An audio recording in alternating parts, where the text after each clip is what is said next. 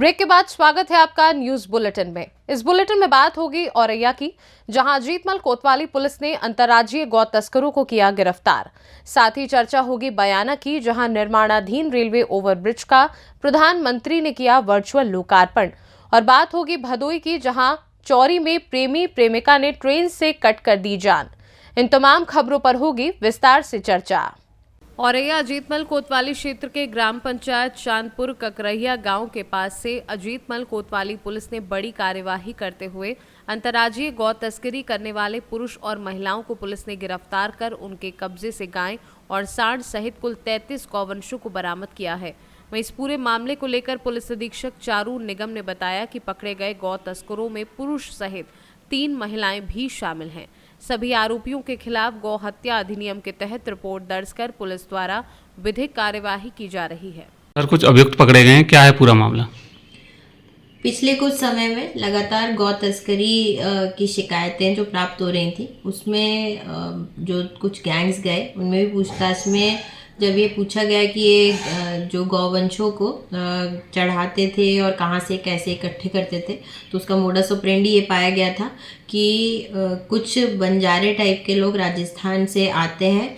ये लोग अपनी गाय लाने के बहाने जो आवारा पशु या कहीं गौवंश आदि इनको मिल जाते हैं या पूरा क्षेत्र में घूम घूम कर ये लोग इकट्ठे करते हैं। जब पर्याप्त मात्रा में इनके पास गौवंश इकट्ठे हो जाते हैं और वाहन इनके साथ कांटेक्ट हो जाता है तो उसमें चढ़ा देते हैं। इसी पर सूचना एकत्रित करने हेतु थानाध्यक्षों को निर्देशित किया गया था, क्योंकि कई जगह ऐसे गैंग्स घूमते हुए पाए गए थे। इस पे थानाध्यक्ष अजीतमल के द्वारा मुखबिर मामूर कर सूचना एकत्रित की गई, जिसके आधार पे आज 26/2/2024 को एक चांदपुर ककरैया के खेत, एक बंजर पड़े हुए ऐसा एक खाली खेत था, वहाँ पर कुछ महिला पुरुष और यहाँ पे लगभग 35 गौवंश पाए गए, जिनसे पूछताछ की गई तो ये पाया गया कि ये सभी लोग थाना केकड़ी सदर जनपद अजमेर प्रांत राजस्थान के रहने वाले हैं, जिनमें हीरा सिंह पुत्र गब्बा, रेखा पत्नी हीरा सिंह, फूला देवी पत्नी दिनेश सिंह, रेखा पत्नी बबलू, ये सभी लोग राजस्थान से आते जाते रहते हैं। पिछले कुछ समय से ये औरैया में रह रहे थे। औरैया के आसपास भी डिस्ट्रिक्ट्स में ही रहते हैं और जहाँ पर भी इनको गौवंश मिलते हैं इकट्ठा करते हैं। तो इनके पास जैसे ही गौवंश इकट्ठे हो गए तो ये इसी फिराक में थे कि कहीं इसको जो स्लॉटर हाउस है उनमें ले जाने वाले वाहनों को, गैंग को ये उपलब्ध करा दें। तो इनको अरेस्ट किया गया है। 35 गौवंश बरामद हुए हैं, जिसमें गाय और सांड दोनों लोग मिलाकर हैं।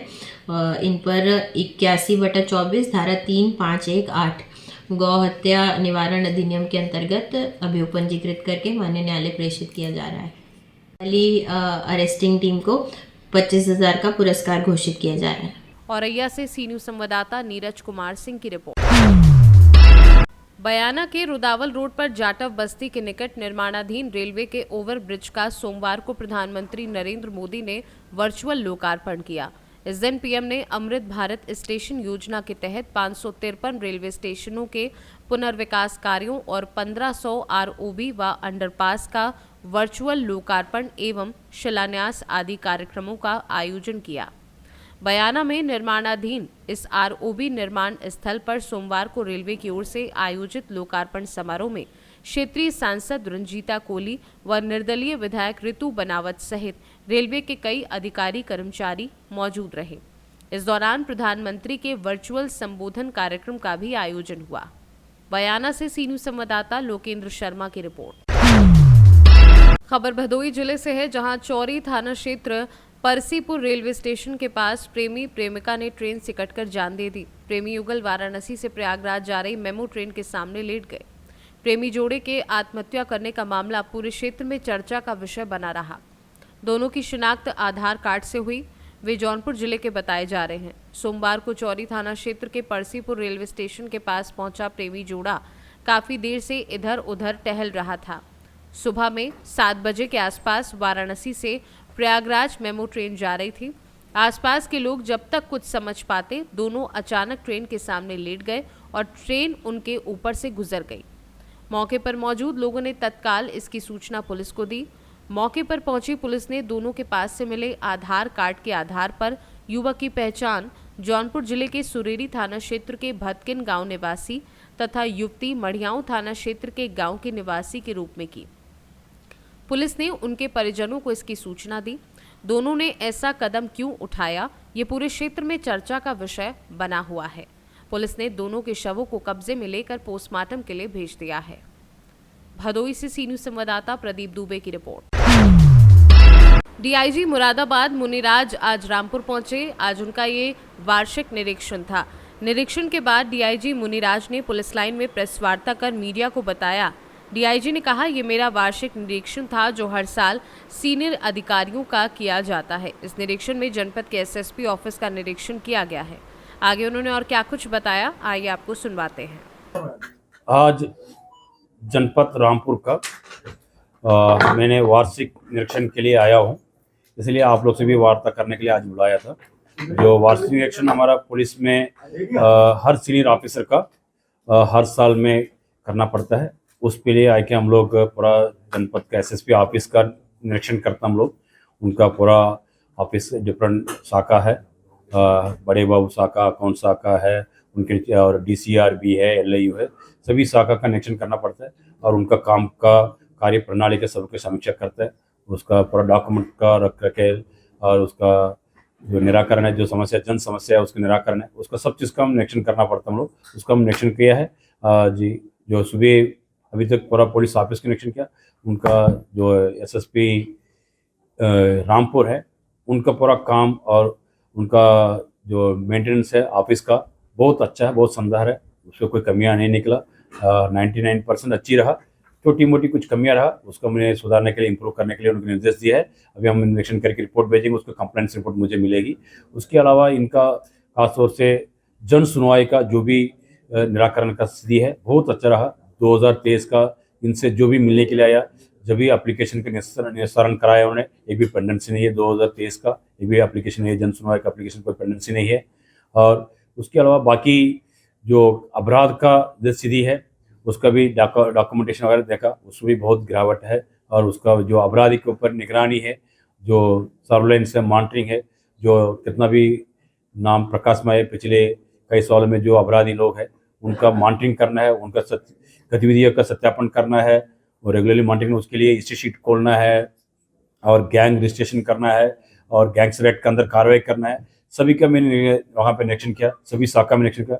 सब में उन्होंने बहुत अच्छी तरीके मेंटेनेंस कर रहा है, सभी का अच्छी तरीके मॉनिटरिंग कर रहा है और कहीं भी कोई कमी नहीं निकला। बहुत अच्छी तरीके उन्होंने करवाया और इसी के परिणाम दिखाई पड़ रहा है। जनपद में जो क्राइम का अपराध है उस पर हर हेड में बहुत गिरावट भी है और अच्छी तरीके है दिखाई भी पड़ रहा है। और जन संवाद भी इनका बहुत अच्छी है, जो शाम को पैदल गश्त करना हो, हर चीज़ में उन्होंने बहुत अच्छी तरीके करवा रहा है। हर ओवरऑल जो निरीक्षण में है, जो डॉक्यूमेंटेशन और प्लस कार्य प्रणाली और क्राइम और क्रिमिनल्स के ऊपर कार्रवाई, हर चीज़ में इनका बहुत अच्छी मुझे लगा है, बहुत अच्छी तरीके रहा है। और बाकी कुछ थाना का निरीक्षण शाम को मैं करूंगा और प्लस कल का पुलिस लाइन और थाना का भी निरीक्षण करूंगा। आज अभी ऑफिस का पूरा उनका पूरा डॉक्यूमेंटेशन का प्लस पुलिस वेलफेयर एक्टिविटीज़ है, जो पुलिस ऑफिस है वहाँ पे हमारा कॉन्स्टेबलरीज का क्लब जो भी उनका जो वेलफेयर एक्टिविटीज़ है उसका वगैरह फाइल्स वगैरह उसके डिस्पोजल और उस चीज़ को भी मैंने देखा, वो भी बहुत अच्छी निकली इनका, वो भी बहुत अच्छा तरीके उन्होंने मेंटेन किया, डॉक्यूमेंटेशन वगैरह बहुत अच्छी तरीके मेंटेन कराया। और सरकार का जो भी आदेश निर्देश सबका अच्छी तरीके पालन करवा रहा है और सभी ओवरऑल जो इंस्पेक्शन का रिपोर्ट है मुझे अच्छी लगा है। सर आगे चुनाव का भी है और त्योहार भी, उसको लेकर क्या तैयारी? हमारा पुलिस लगातार हम लोग का रेगुलरली मॉनिटरिंग कर रहा है, मीटिंग करवा रहा है। हम लोग सभी जो चुनाव आने वाला के लिए सभी तैयारियां बहुत अच्छी तरीके कर रहा है। जो प्रिवेंटिव कार्रवाई है, जो उसका नाम आइडेंटिफाई कर लिया ऑलरेडी, पुलिस ने कई हज़ार लोग का 116 का रिपोर्ट एसडीएम कार्यालय भेज चुका है। उसका बाउंड्री करवाने का कार्रवाई आगे चल रहा है। उसके साथ साथ सभी मतदान के अंदर उसका जो क्रिटिकलिटी है उसका भी इन लोगों ने सभी समीक्षा कर लिया। उसके अनुसार जो संवेदनशीलता अधिसंवेदनशीलता उसका रिव्यू करवा के हम लोग जो वहाँ का जो भौगोलिक स्थिति है और अपराधी की स्थिति है उसका आधार पर लोग भी उसके भी उन्होंने बना दिया है और सब चीज़ आगे चल रहे हैं। हम लोग प्रिवेंटिव कार्रवाई के साथ जो पुराना क्रिमिनल्स के ऊपर निगरानी और पिछले जो चुनाव उस पर जो अपराध हुआ उसका निस्तारण हर चीज़ उन्होंने पूरी कर चुका है। हम लोग पूरा तैयारी में लगातार जो इलेक्शन कमीशन का निर्देश आ रही है, उसका अच्छी तरीके पालन करके हम लोग पूरा 100% तैयारी के साथ है पूरा जनपद। तो रेड कार्ड जैसे जारी करे गए थे पिछले चुनाव में, क्या इस बार भी ऐसा होगा?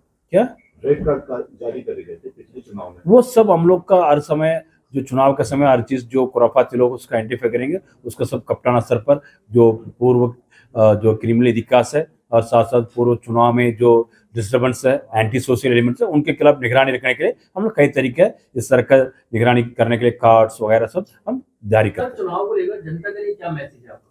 जनता के लिए हम लोग 100% उनके ये संदेश है, जो हमारा पुलिस प्रशासन है और निष्पक्ष शांतिपूर्वक चुनाव करने के लिए पूरी तैयारी, आप लोग खुल के आइए और निष्पक्ष अपना मताधिकार का प्रयोग करिए। सर, रामपुर आने का मुख्य उद्देश्य क्या है?